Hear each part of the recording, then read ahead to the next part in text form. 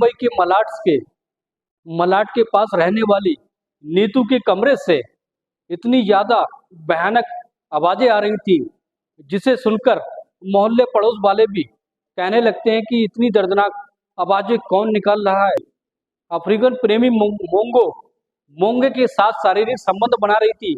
वो इस तरीके से उसके साथ संबंध बना रहा था कि उसकी आवाज़ें दूर दूर तक जा रही थी और उसका तरीका बहुत ही अलग था और कहीं ना कहीं वो उसके दर्द को सह रही थी नीतू, क्योंकि वो अफ्रीकन से प्यार करने लगी थी, इसलिए उसके दर्द को सहने लगी थी।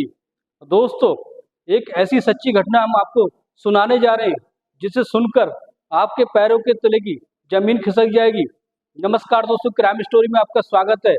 मैं अफसर सिद्दीकी। अगर आपने हमारे चैनल को सब्सक्राइब नहीं किया है तो सब्सक्राइब जरूर कर ले ताकि हमारा मोटिवेशन बना रहे। दोस्तों, मुंबई के मलाड के रहने वाला एक परिवार, जिसमें दीपक नाम का एक व्यक्ति होते हैं, बहुत ही बड़ा कारोबारी होते हैं, जिनका कारोबार जो होता है रियल एस्टेट का कारोबार होता है। बहुत अच्छा कारोबार होता है।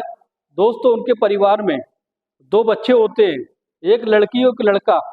लड़के की उम्र लगभग 20 साल की होती है और लड़की 15 साल की होती है। लड़के का नाम होता है शिवम दिखने बारे में अच्छा होता है, वो अपनी पढ़ाई कर रहा होता है। दोस्तों, शिवम जो होता है वो पढ़ लिख कर अपनी एक दुकान खोल लेता है कंप्यूटर की, जिसके बाद कंप्यूटर की दुकान खोलने के बाद उसको उस व्यापार में काफ़ी लॉस हो जाता है। लॉस होने के बाद उसके पिता होते हैं दीपक, जिनका रियल एस्टेट का कारोबार होता है। वो अपने बेटे से कहते हैं कि तुम भी इसी कारोबार को संभालो, इसमें अच्छा पैसा है। लेकिन फिर इस तरीके से दोस्तों वो अपने कारोबार में अपने बेटे को भी शामिल कर लेते हैं। इस तरीके से उनका जो व्यापार है बहुत अच्छा चल रहा होता है। दोस्तों, अब शिवम की शादी की उम्र होने लगी थी। उनकी लड़की तो अभी छोटी थी, लेकिन अब दीपक को शिवम की शादी की चिंता होने लगी थी और वो रिश्ता ढूंढने लगते हैं। तो दोस्तों, फिर रिश्ता ढूंढते हुए दीपक जो होते हैं वो मुंबई के ही रहने वाली एक लड़की, जिसके माता पिता नहीं होते हैं, वो घर पर अकेली रहकर पढ़ाई कर रही होती है, जिसका नाम नीतू होता है। नीतू से उसका रिश्ता तय हो जाता है। दोस्तों, नीतू बहुत अच्छी लड़की होती है। जब उससे मोहल्ले पड़ोस वालों से ये पता निकाला जाता है तो नीतू जो थी बहुत ही अच्छी लड़की थी, दिखने भागने में सुंदर थी और इसलिए उसका रिश्ता जो होता है वो शिवम के साथ हो जाता है। अब शिवम और नीतू में ये तय हो जाता है, ये डील हो जाती है कि हम एक दूसरे से मिलेंगे, लेकिन ज़्यादा एक दूसरे से मिलेंगे, एक दूसरे को समझेंगे, समझने के बाद ही फिर हम ये डिसीजन लेंगे हम एक दूसरे से शादी करेंगे। जब दोस्तों 2 महीने बीत जाते हैं, जब एक दूसरे से वे इतने ज़्यादा दोनों ही एक दूसरे से बहुत प्यार करने लगते हैं, दोनों एक दूसरे को समझ लेते हैं। इस तरीके से फिर 2 महीने के बाद जब शिवम की नीतू से शादी करा दी जाती है, नीतू जो बहू बनकर दीपक के घर में आती है, अच्छे से रहने लगती है। फिर कुछ दिन के बाद दीपक जो होते हैं वो अपने बेटे को हनीमून के लिए एक अच्छी सी जगह भेज देते हैं, जहां उनकी बहू नीतू और शिवम दोनों अपना सामान पैक करके 1 महीने के लिए बाहर चले जाते हैं। जब वो शिवम अपनी पत्नी को लेकर, नीतू को लेकर हनीमून के लिए चला जाता है, वहाँ पर उनका समय बहुत अच्छा बीतता है और बीतने के बाद जैसे ही 1 महीने का समय कंप्लीट हो जाता है और वे नीतू और शिवम जैसे ही घर पर आते हैं, घर पर आने के बाद नीतू का बिहेवियर बदल जाता है, उसका व्यवहार चेंज हो जाता है और वो इस तरीके से शिवम से अलग ही तरीके से बर्ताव करने लगती है और फिर पता नहीं क्या होता है, बात बात पर लड़ने झगड़ने लगती है। और एक दिन क्या होता है दोस्तों, उसकी लड़ाई जो होती है उसकी सास जो होती है शिवम की मम्मी से उसकी इतनी भयानक लड़ाई हो जाती है कि उसके बाद नीतू ये डिसीजन लेती है कि मैं तुम्हारे लड़के शिवम के साथ नहीं रह सकती, वो मेरे लायक नहीं है। जब ये बात शिवम की मम्मी पूछती है कि ऐसी क्या बात है, तो वो नीतू कहती है कि ये लड़का नामर्द है, ये मेरे लायक नहीं है। जब हम हनीमून पे गए तो ऐसा इसने कुछ नहीं किया जिससे मुझे संतुष्टि मिल पाती। और ये कहकर वो कहती है मुझे अब इसके साथ नहीं रहना, मुझे तलाक चाहिए।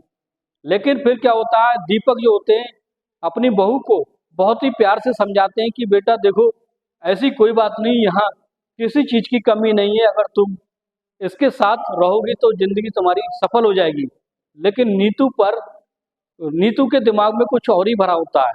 दोस्तों फिर नीतू जो होती है उसी लड़ झकड़ कर अपने उसी घर में, जहाँ वो अकेली रहती थी, अपने घर में चली जाती है और लगभग 1 महीने के बाद तलाक की अर्जी कोर्ट में पेश कर देती है। इसके बाद दोस्तों फिर दोनों का तलाक हो जाता है। तलाक होने के बाद फिर दोस्तों नीतू जो होती है अपने पुराने घर में रहने लगती है। उसका जो घर होता है 2 मंजिला इमारत होती है, काफ़ी बड़ा घर होता है, उसमें वो अकेली रह रही होती है। दोस्तों जो अपना पहले जैसा काम करने लगती है, वो अपनी कोचिंग, बच्चों को कोचिंग देने लगती है। इस तरीके से कोचिंग देने के बाद भी उसके सारे शौक पूरे नहीं हो पाते हैं और उसका जो गुजारा है वो नहीं हो पाता है। अब वो सोचती है कि अपने ऊपर वाले जो फ्लैट होता है उसको किराए पर देने के लिए सोचने लगती है और फिर एक बोर्ड बोर्ड पर लिखकर टांग देती है कि जिसे भी किराए पे कमरा चाहिए वो मुझसे संपर्क कर सकता है। दोस्तों फिर किसी तरह से एक दिन एक अफ्रीकन लड़का जिसका नाम मोंगो होता है, मोंगो आता है, काफी सूट बूट पहनकर आता है, काफी लंबा चौड़ा व्यक्ति होता है। दोस्तों जैसे ही उसके पास आता है और नीतू से मिलता है, नीतू से किराए के लिए बातचीत करता है और दोनों में किराए की बात हो जाती है। किराए का फिर एडवांस देखा है, नीतू को एडवांस देकर वो अपने ऊपर वाले कमरे में शिफ्ट हो जाता है। दोस्तों जो अफ्रीकन मोंगो जो होता है वो एक मल्टी नेशनल कंपनी में जॉब कर रहा होता है।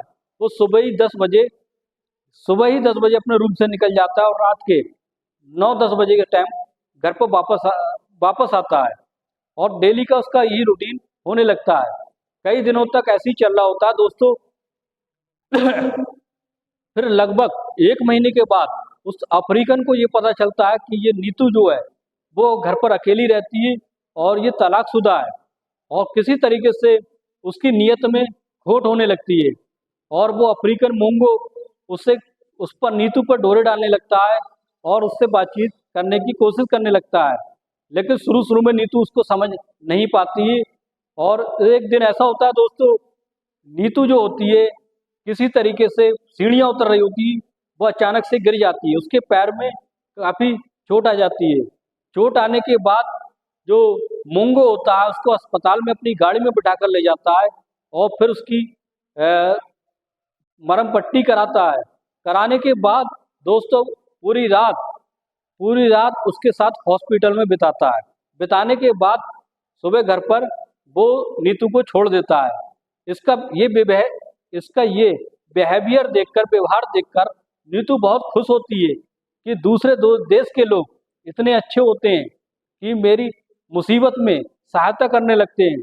तो दोस्तों फिर किसी तरह से नीतू में और उसमें अट्रैक्शन होने लगता है। एक दिन दोस्तों फिर वो क्या होता है, धीरे धीरे उनकी बातचीत चालू होने लगती है और वो घूमने फिरने जाने लगते हैं।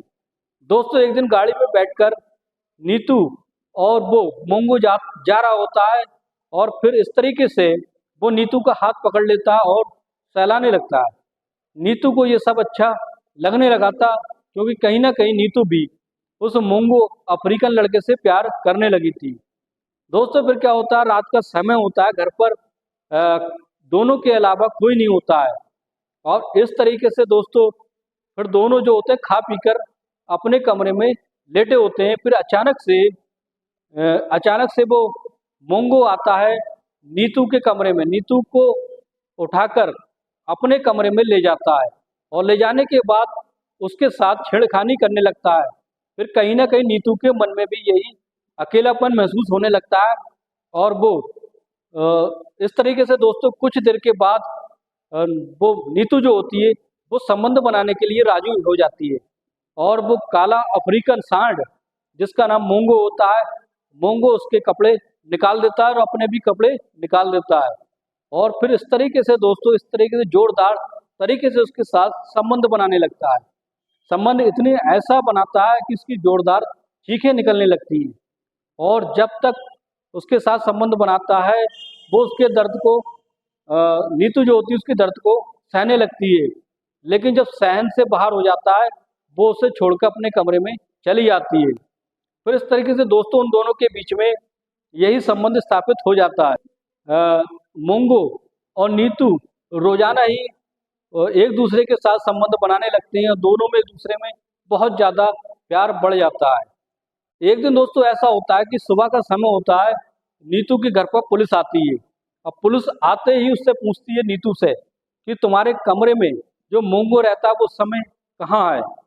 ये बात देखकर नीतू जो होती है वो चौंक जाती है। वो कहती है कि ऐसी क्या बात है, तुम मुझसे क्यों ढूंढ रहे हो। तो वो कहते हैं कि ये जो मोंगो है वो नशे का कारोबार करता है और ये नशे की गोलियां मिलाकर लोगों के साथ गलत काम करता है। इसका बड़ा क्रिमिनल रिकॉर्ड है।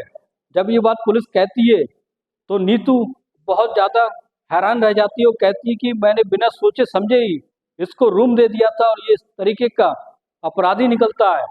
तो दोस्तों फिर किसी तरीके से पुलिस जो होती है उस मोंगो को अरेस्ट कर लेती है। अरेस्ट करके अपने जेल में अरेस्ट करके उसको जेल में डाल देती है। मोंगो जो होता है, मोंगो जेल में चला जाता है और वो लड़की जो होती है दोस्तों, वो नीतू जो होती है वो अपने किए पे उसे पछतावा होने लगता है कि बिना सोचे समझे किसी के साथ संबंध बनाना भी गलत होता है। दोस्तों ये थी सच्ची घटना, मुंबई के रहने वाली नीतू की कहानी।